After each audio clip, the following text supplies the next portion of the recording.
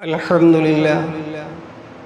لله نحمده ونستعينه ونستغفره ونؤمن به ونتوكل عليه ونعوذ بالله من شرور أنفسنا ومن سيئات أعمالنا من يهده الله فلا مضل له ومن يضلله فلا هادي له ونشهد أن لا إله إلا الله وحده لا شريك له ونشهد أن سيدنا ومولانا محمدًا عبده ورسوله أرسله بالحق بشيرا ونذيرا وداعيا إلى الله بإذنه وسراجا منيرا وصلى الله تعالى عليه وعلى آله وصحابه وبارك وسلم تسليما كثيرا أما بعد فقد قال الله سبحانه وتعالى في الكلام المجيد والفرقان الحميد أعوذ بالله من الشيطان الرجيم بسم الله الرحمن الرحيم والفجر وليال عشر والشفع والوتر وعن ابن عباس رضي الله تعالى عنهما قال رسول الله صلى الله عليه وسلم ما من أيام العمل الصالح فيه أحب إلى الله عز وجل قالوا يا رسول الله ولا الجهاد في سبيل الله قال الجهاد في سبيل الله إلا رجل خرج بنفسه وماله فلم يرج من ذلك بشيء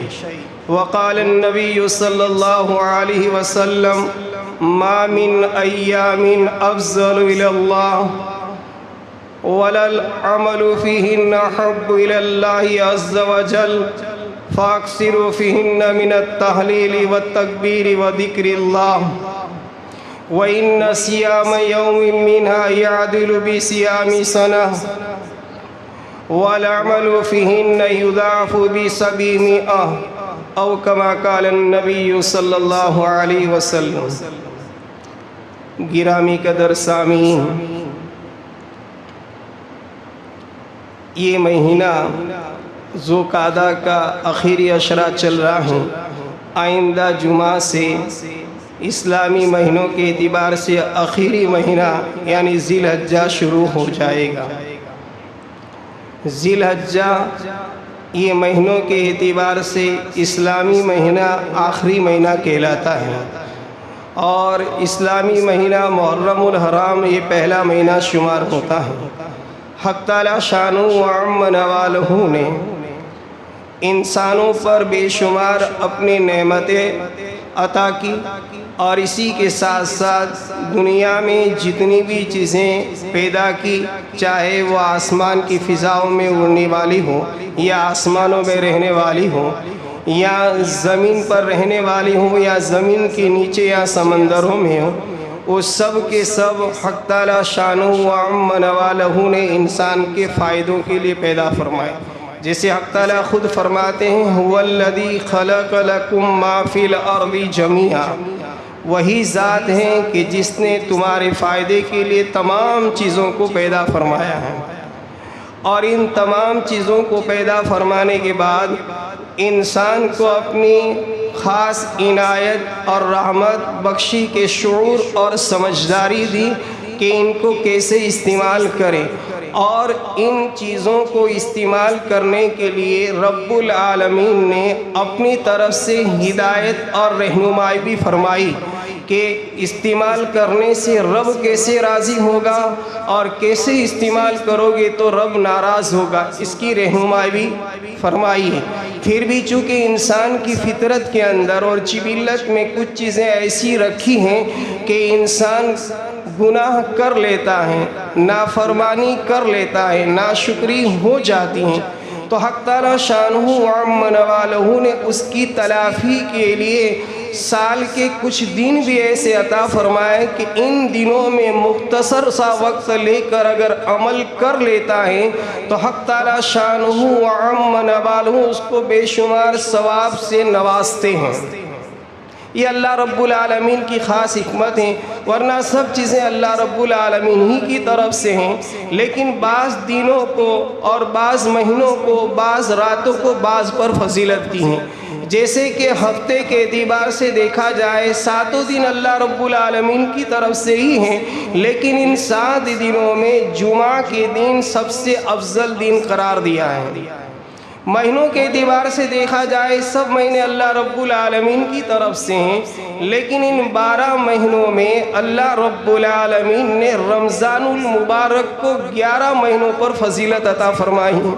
اسی طریقے سے سال کے 360 دن یہ بھی اللہ رب العالمین ہی کی طرف سے ہیں، لیکن ان سال کے 360 دن میں ذی الحجہ کے شروع کے 10 دن جو ہیں یہ رمضان المبارک کے علاوہ کے تمام دنوں سے افضل ترین دن قرار دیے گئے ہیں۔ اسی لیے قرآن کریم میں حق تعالی شانہ وعم نوالہ قسم کھا کر فرماتے ہیں والفجر ولیال عشر، فجر کی اور 10 دن کی اور 10 راتوں کی میں قسم کھاتا ہوں۔ والفجر ولیال عشر، فجر سے مراد 10ویں ذی الحجہ ہے، ولیال عشر سے مراد ذی الحجہ کی 10 راتیں مع دینوں کی۔ اب اس کی قسم کھا کر حق تعالی شانہ وعم نوالہ اپنی مخلوق کو، اپنے بندوں کو متوجہ کرنا چاہتا ہے کہ پورے ایام اور سال کے تمام دنوں میں یہ دن میرے نزدیک بہت افضل ترین ہیں۔ اب ان میں تمہیں کیا کرنا ہے اور میں تمہیں اس پر کیا اجر و ثواب دوں گا؟ تو ایک حدیث میں آپ نے فرمایا کہ ما من ایام العمل الصالح فیہن احب الی اللہ من هذه الایام العشر، کہ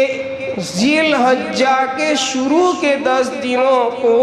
اللہ رب العالمین نے اتنا محبوب ترین بنا دیا ہے کہ اس میں جو بھی عمل کرے گا وہ بھی اللہ کے نزدیک سب سے زیادہ محبوب اور پسندیدہ اور پیارا عمل ہوگا۔ صحابہ کرام رضوان اللہ تعالی علیہم مجمعین نے اللہ کے نبی سے عرض کیا یا رسول اللہ ولل جہاد فی سبیل اللہ، کیا اللہ کے راستے میں جہاد کرنا اس سے بھی ان دنوں کے اندر عمل کرنا افضل ہے؟ یعنی اس ذی الحجہ کے مہینے میں تو جہاد ہے نہیں، لیکن دوسرے مہینوں میں اگر جہاد کرے تو وہ جہاد کرنے والا افضل ہے یا ان 10 دنوں میں عمل کرنے والا افضل ہے؟ تو آپ علیہ السلام نے فرمایا ولل جہاد فی سبیل اللہ، اے میرے صحابہ جہاد کرنے سے بھی افضل ترین عمل ان دنوں کے اندر کرنا ہے۔ ہاں مگر رجل، آدمی جہاد کے لیے نکلا ہو اپنے مال کے ساتھ، اپنے سامان کے ساتھ، پھر جب وہ جہاد کے اندر جائے تو شہید ہو جائے، یعنی نہ اپنا مال اور نہ اپنی جان واپس لے کر آئے، مراد اس سے یہ ہے کہ ہاں وہ شہید ہو جائے تو اس کا عمل وہ افضل ہے، ورنہ وہ غازی بن کر گیا، جہاد کر کے آیا اور پھر ماں ساز و سامان کے گھر لوٹ کر آیا تو جہاد کرنے سے بھی زیادہ محبوب ترین عمل ان 10 دنوں کے اندر ہے۔ اسی لیے آپ علیہ السلام نے فرمایا کہ افضل ترین دن اللہ کے نزدیک یہ 10 ذی الحجہ کے دن ہے، شروع کے 10 دن ہیں، اور اس میں تم عمل کرو۔ اور عمل کیا بتلایا آپ نے؟ تو فرمایا فَاكْثِرُوا فِيهِنَّ مِنَ التَّحْلِيلِ وَالتَّكْبِيرِ وَذِكْرِ اللَّهِ، کہ ان دنوں کے اندر چلتے پھرتے، آتے جاتے، اٹھتے بیٹھتے ہر وقت لا الہ الا اللہ کا ذکر کرو، من التحلیل، اور تیسرا کلمہ یہاں تو پڑھو اللہ اکبر کا تکبیر پڑھا کرو، اور یہاں تو وذکر اللہ، اور جو بھی تمہیں عمل محبوب لگے اور تمہاری زبان پر جو بھی عمل آسان لگے، قید نہیں لگائی، عمل کے 3 درجے اس حدیث میں فرمائے کہ من التحلیل لا الہ الا اللہ کا ذکر کرو، اس لیے کہ افضل الذکر لا الہ الا اللہ، سب ذکروں سے زیادہ ذکر جو محبوب اور افضل ترین ہے وہ لا الہ الا اللہ ہے۔ یہاں اگر لا الہ الا اللہ نہیں کہنا تو لفظ اللہ اکبر پڑھتے رہو جیسے ایام تشریق میں ہم پڑھتے ہیں، یا پھر تمہیں جو بھی محبوب عمل لگے اور جو بھی تمہاری زبان پر آسان عمل ہو یہ عمل تم ان دنوں کے اندر کرتے رہو، کتنا آسان عمل بتلایا، اس میں کوئی پابندی نہیں، نہ مسجد کی پابندی، نہ باوضو رہنے کی پابندی، نہ مخصوص جگہ بیٹھ کر پابندی کروائی، بلکہ چلتے پھرتے اٹھتے بیٹھتے ہر حال میں تم ان ذکر کو کرو گے تو یہ ذکر اللہ رب العالمین کے یہاں بہت ہی زیادہ محبوب ترین ہے۔ اور پھر آگے کیا فرمایا کہ وَالْعَمَلُ فِيهِنَّ، اور اگر ان دنوں میں یہ عمل کرے گا تو حق تعالی شان و عم نوالو یضاعف ب700 ضعف،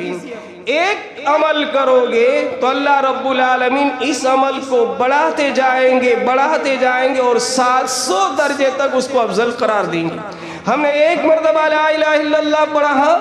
حق تعالی شانہ 700 مرتبہ لا الہ الا اللہ کہنے کا ثواب دیں گے۔ ایک مرتبہ اللہ اکبر پڑھا، 700 مرتبہ اللہ اکبر پڑھنے کا ثواب دیں گے۔ یہ ان دنوں کی فضیلت ہے،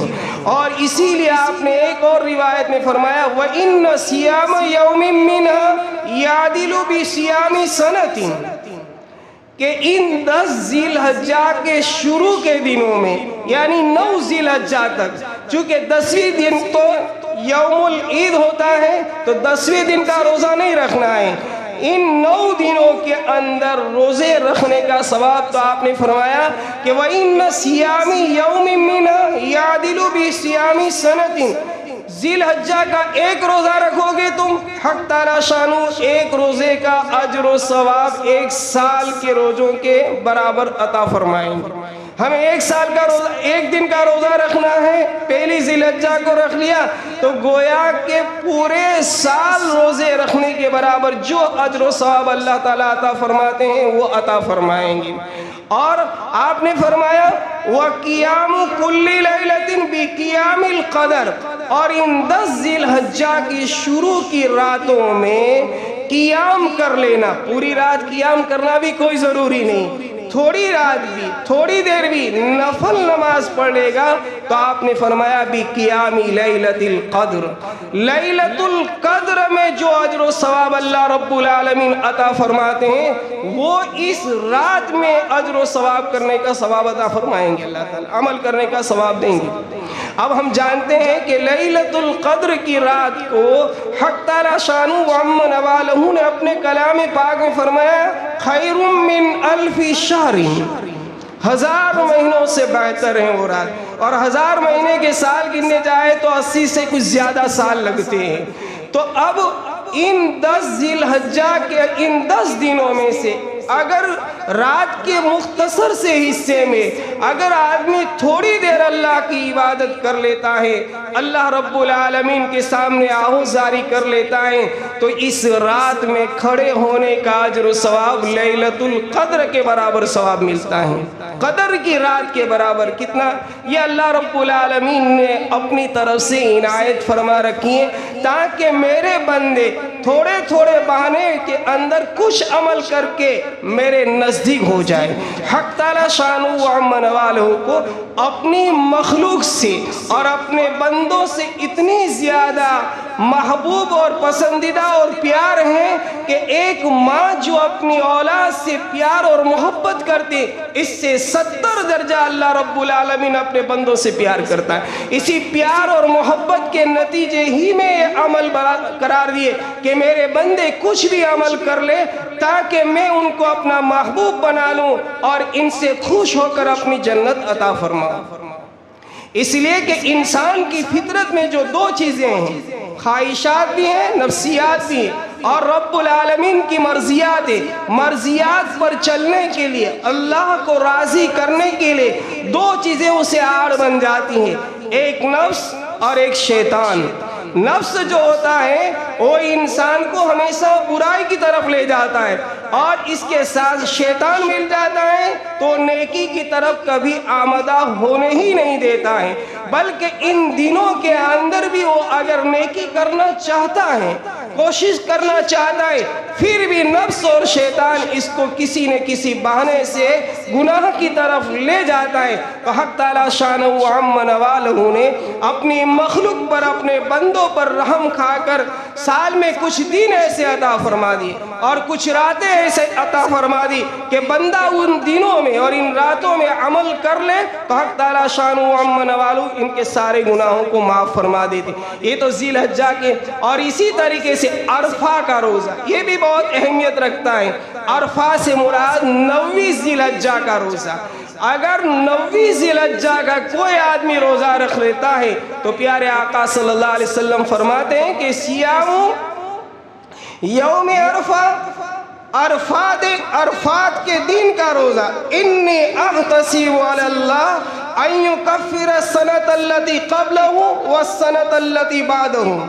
کہ جو آدمی 9ویں ذی الحجہ کو روزہ رکھ لے گا تو میں اللہ رب العالمین کی ذات سے امید کرتا ہوں کہ اللہ رب العالمین اس کے 1 سال کے پچھلے گناہوں کو معاف فرما دیں گے اور 1 سال کے آئندہ کے گناہوں کو معاف فرما دیں گے. یہ حق تعالیٰ شان و عم نوالہ اپنی بے پایا رحمت کے طفیل میں اپنے بندوں کو اپنی طرف متوجہ کرنا چاہتا ہے اور فرماتا ہے میرے بندوں میری رحمت سے مایوس مت ہو جاؤ تم، بلکہ تم تھوڑا سا بھی عمل کر لو گے تو تھوڑا سا عمل کرنے میں سالوں کا ثواب تمہیں دوں گا. تو میں نے جیسے عرض کیا کہ شیطان اور نفس جو ہیں وہ تو انسان کو برائی کی طرف ہی ابھارے گا، لیکن حق تعالیٰ شان و عم نوالہ نے ان دنوں کو اور ان راتوں کو دے کر اس میں عمل کرنے سے اللہ رب العالمین ہماری سال کی نافرمانیوں کو معاف فرما دیتے ہیں. جیسا کہ روایت میں آتا ہے، ایک تاریخی قصہ ہے، ابن جارود رحمۃ اللہ تعالیٰ بہت بڑے بزرگ ہیں، اپنے ساتھیوں کے ساتھ عرفات کے دن سفر کے لیے نکل گئے. سفر سے نکلے تو سفر میں جاتے وقت اپنے ساتھیوں سے کہا چلو ہم یہاں سے گزر رہے ہیں تو قوم لوط کی بستی سے بھی گزر جائیں تاکہ دیکھ لے کہ اللہ رب العالمین کی نافرمانی کرنے والوں کا انجام بد کیا ہوتا ہے. تو ان کھنڈرات کو اور ان نافرمانیوں کے بستیوں کو دیکھ کر ہم عبرت حاصل کریں. تو فرماتے ہیں کہ میں اپنے ساتھیوں کے ساتھ جب اس بستی میں داخل ہونے لگا اور جانے لگا تو ایک بوڑھا بیریش پرا گندہ حال، کپڑے بھی انتہائی گندے اور بال کے اندر بھی گرد و غبار اور مٹی اور زمانے کا تھکا ہوا انسان ہو، اس طرح وہ ہمیں ملا. جب وہ ہمیں اس حال میں ملا تو ہم نے اس سے پوچھا آپ کون ہیں، آپ کا نام کیا ہے؟ تو جب یہ سوال کرنے ہم لگے تو یہ غافل سا ہو گیا اور ہماری بات کی طرف اور ہمارے سوال کی طرف کوئی توجہ نہیں دی اور بے خبر اور غافل ہو گیا. فرماتے ہیں ابن جارود ہم نے اور اصرار کیا، وہ جواب نہیں دے رہا. پھر ہم نے غور کیا کہ آخر یہ جواب نہیں دیتا ہے تو ہے کون. غور کرنے سے معلوم ہوا کہ وہ نہ ہو یہ شیطان ہے. تو ہم نے اس سے پوچھا کہ کیا تو شیطان تو نہیں ہے؟ تو اس نے کہا ہاں میں ہی شیطان ہوں. تو پھر پوچھا گیا کہ اس حال میں تو یہاں کیوں ہے؟ تو کہا کہ آج عرفہ کا دن ہے، 9ویں ذی الحجہ کا دن ہے اور اللہ رب العالمین نے عرفات کے دن اپنی بے شمار رحمتوں اور عنایتوں کے طفیل میں تمام کی بخشش کر دی. تو میرے پورے سال کی جو محنت تھی اور میں نے جو لوگوں کو ورگلایا تھا اور اللہ کی نافرمانی پر ابھارا تھا اور وہ گناہ کرتے رہے اور پورے سال انہوں نے گناہ کیے، لیکن آج عرفات کا دن ہے تو اللہ رب العالمین نے اپنی رحمت آسمان سے موسلادھار بارش کی طرح برسا دی اور سب کی مغفرت کر دی. تو میں پریشان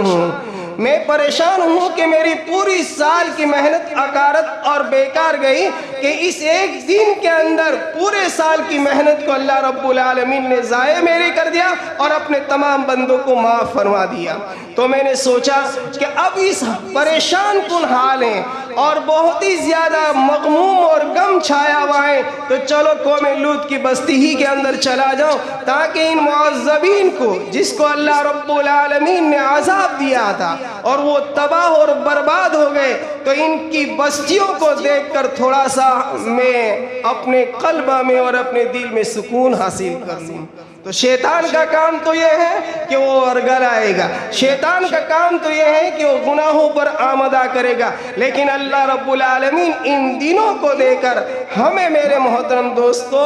اپنی رحمت کی طرف، اپنی مغفرت کی طرف متوجہ کرنا چاہتا ہے، تاکہ حق تعالیٰ شانہ ہماری وہ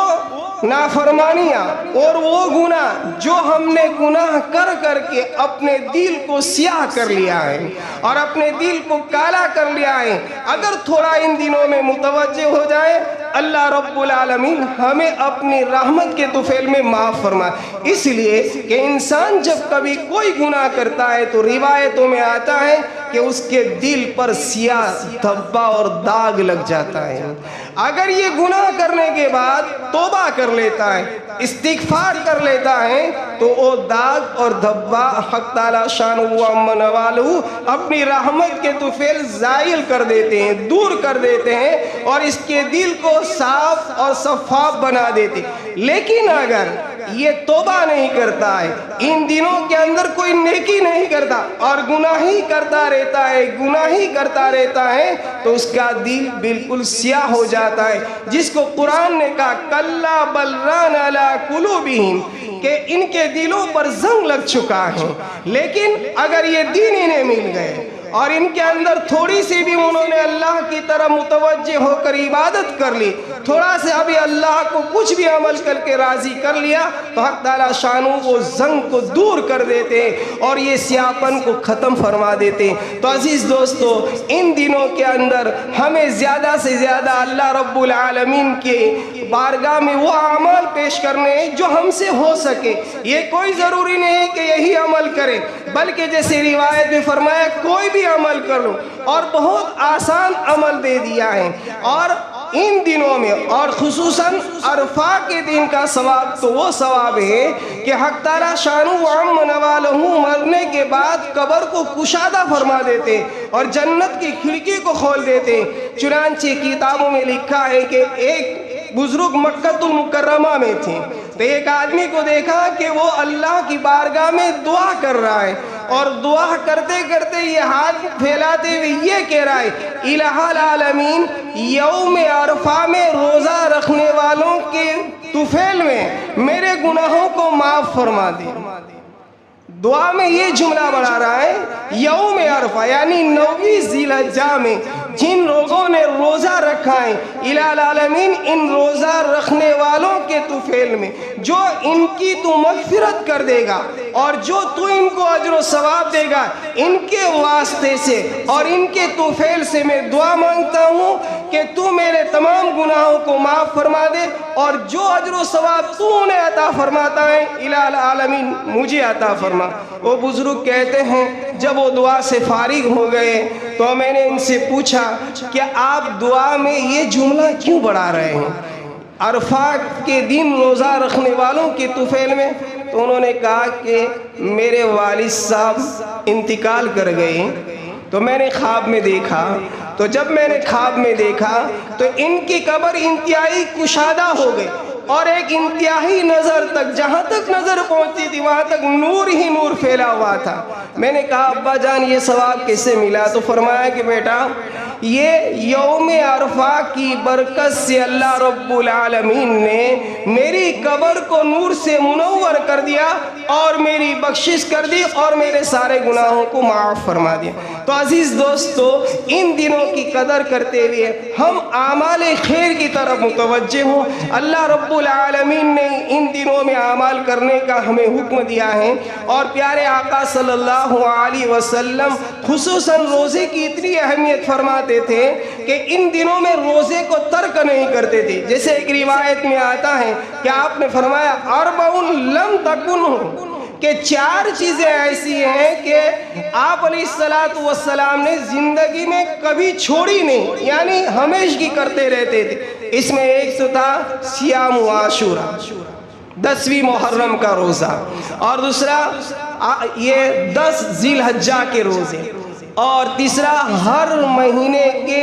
ایام 20 کے 3 روزے، یعنی آپ کا عمل روزوں کے بارے میں یہ تھا کہ عاشورہ کا روزہ بھی آپ پابندی سے رکھتے تھے، ذی الحجہ کے روزے بھی پابندی سے رکھتے تھے، اور ہر مہینے کے ایام 20 یعنی 13، 14 اور 15 یہ 3 عمل آپ روزے کی لائن سے۔ اور پھر دوسرا فرمایا رکعتان قبل الفجر، فجر سے پہلے 2 رکعت جو سنت مؤکدہ ہیں ہم سب پڑھتے ہیں، ان 2 رکعتوں کو آپ نے اپنی زندگی میں کبھی نہیں چھوڑا۔ گویا کہ 4 اعمال، تو ہم کوشش کریں کہ ان دنوں کے اندر اللہ نے ہمیں صحت دی ہے، تندرستی دی ہے، اور اللہ رب العالمین نے روزے رکھنے کی ہمت دی ہے، تو ہم روزہ رکھنے کی کوشش کریں۔ اللہ رب العالمین ہم سب کو آنے والے دنوں میں عمل کرنے کی توفیق نصیب فرمائے۔ وآخر دعوانا الحمد للہ رب العالمین۔